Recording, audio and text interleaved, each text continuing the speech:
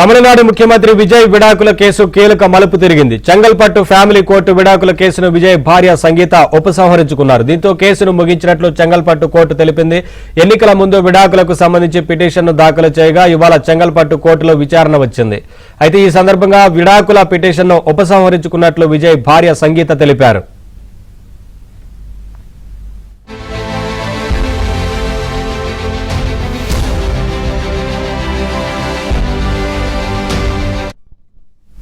విజయ్ సంగీత దాంపత్య వ్యవహారం కోర్టు గడప దాటి రాజకీయ సినీ వర్గాలను పెద్ద చర్చకు దారితీసింది. తమిళ సినీ పరిశ్రమలో ఆదర్శ దంపతులుగా పేరొందిన విజయ్ సంగీత 1999లో వివాహం చేసుకున్నారు. ఇద్దరు పిల్లలతో వారి కుటుంబ జీవితం సాఫీగానే సాగుతున్నట్లు కనిపించింది. అయితే కొన్ని విభేదాల కారణంగా పలు కార్యక్రమాల్లో సంగీత కనిపించకపోవడం, ఇద్దరు విడిపోయారని చర్చ జరిగింది.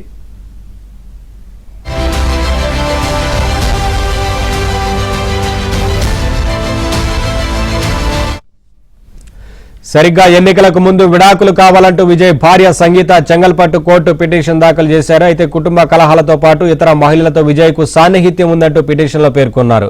దాంపత్య విభేదాలు, భరణం, నివాస హక్కు వంటి అంశాలను ఆమె పిటిషన్లో ప్రస్తావించినట్లు కథనాలు వెలువడ్డాయి. దీంతో తమిళనాడు రాజకీయాలతో పాటు సినీ వర్గాల్లోనూ ఈ వ్యవహారం తీవ్ర చర్చకు దారితీసింది. అప్డేట్స్ మా చెన్నై కరెస్పాండెంట్ సిరి అందిస్తారు. సిరి, విడాకుల కేసు సంబంధించి ఉపసంహరించుకున్నట్లుగా తెలుస్తా ఉంది కదా సంగీత, ఏంటి అప్డేట్స్? తమిళనాడు ముఖ్యమంత్రి టీవీకే అధినేత విజయ్, ఆయన భార్య సంగీత విడాకుల వ్యవహారంలో ఇప్పుడు కీలక మలుపు చోటు చేసుకుంది. విజయ్ పై సంగీత దాఖలు చేసిన విడాకుల పిటిషన్ ని ఆమె స్వయంగా ఉపసంహరించుకున్నారు. చాలా కాలంగా చర్చనీయాంశంగా ఉన్న విజయ్ సంగీత విడాకుల case Chengalpattu family welfare court ప్రస్తుతం ముగింపు పట్టి ఫిబ్రవరి 24న సంగీత చెంగల్పట్టు ఫ్యామిలీ కోర్టులో విజయ్ నుంచి విడాకులు కోరుతూ పిటిషన్ దాఖలు చేసింది. దాదాపు 27 ఏళ్ల వైవాహిక బంధాన్ని ముగించాలని ఆమె కోర్టుని ఆశ్రయించింది. అయితే గత 2 ఏళ్లుగా విజయ్ తో తాను విడిగా ఉంటున్నానని, వైవాహిక జీవితంలో సమస్యలున్నాయని, అలాగే ఒక నటితో విజయ్ కి సంబంధం ఉందని కూడా ఆమె పిటిషన్ లో పేర్కొన్నారు. ఒక ప్రముఖ నటితో వివాహేతర సంబంధం కొనసాగిస్తున్నారని, ఇటువంటి ఆరోపణలు చేస్తూ ఆయన తరపు నుంచి అధికారికంగా అంగీకరించినట్లు కూడా ఆమె సమాచారం అయితే లేదు. అయితే విడాకులతో పాటు శాశ్వత భరణం, నీలంకరేలు అంటే విజయ్ ఉంటున్నటువంటి నివాసంలో నివసించేటువంటి హక్కు వంటి అంశాలు కూడా సంగీత కోరినట్లు వార్తలు వచ్చాయి. అయితే ఈ కేసు ఇప్పటి వరకు 3 సార్లు విచారణకు వచ్చింది. ఏప్రిల్ 20న మొదటి విచారణ జరిగింది. జూన్ 15న రెండవ విచారణ జరిగింది. ఈ 2 సందర్భాల్లో కూడా విజయ్, సంగీత ఇద్దరు కూడా వ్యక్తిగతంగా కోర్టుకి హాజరు కాలేదు. జూన్ 15న కేసుని ఆగస్టు 7కి వాయిదా వేశారు. అంటే ఈ రోజుకి. ఇక ఈ రోజు వారిద్దరు సెలబ్రిటీలు కనుక వీడియో కాన్ఫరెన్స్ ద్వారానే హాజరవుతామని చెప్పడంతో ఈ సంగీత అటు లండన్ నుంచి, విదేశాల నుండి వీడియో కాన్ఫరెన్స్ ద్వారా న్యాయమూర్తి ఎదుట హాజరయ్యారు. అయితే అసెంబ్లీ ఉన్న కారణంగా విజయ్ హాజరు కాలేనని విజయ్ తరపున న్యాయవాదులు అయితే చెప్పారు. ఈ సమయంలో సంగీత తాను పూర్తి అవగాహనతో స్వచ్ఛందంగా ఈ కేసుని ఇకపై కొనసాగించదలుచుకోలేదంటూ కూడా స్పష్టం చేశారు. తన విడాకుల పిటిషన్ ని ఉపసంహరించుకున్నట్లు కూడా కోర్టుకి తెలిపారు. కేసు ఉపసంహరణ కోసం సంగీత విత్డ్రావల్ పిటిషన్ కూడా దాఖలు చేశారు.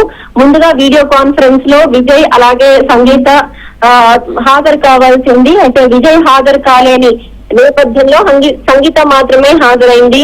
ఆ తర్వాత సంగీత తరపున న్యాయవాదులు సంగీతతో ఒక 15 నిమిషాలు మాట్లాడిన తర్వాత జడ్జిలు ఇద్దరికి కూడా ఒక 15 నిమిషాలు టైం ఇచ్చినట్టు తెలుస్తోంది. అటు విజయ్ న్యాయవాదులు విజయ్ తరపున హాజరయ్యారు, అలాగే సంగీత తరపున వారి కౌన్సిల్ హాజరయ్యారు. మొత్తానికి ఒక 15 నిమిషాల తర్వాత సంగీత తరపు నుండి తాను పూర్తి అవగాహనతో స్వచ్ఛందంగా ఈ కేసుని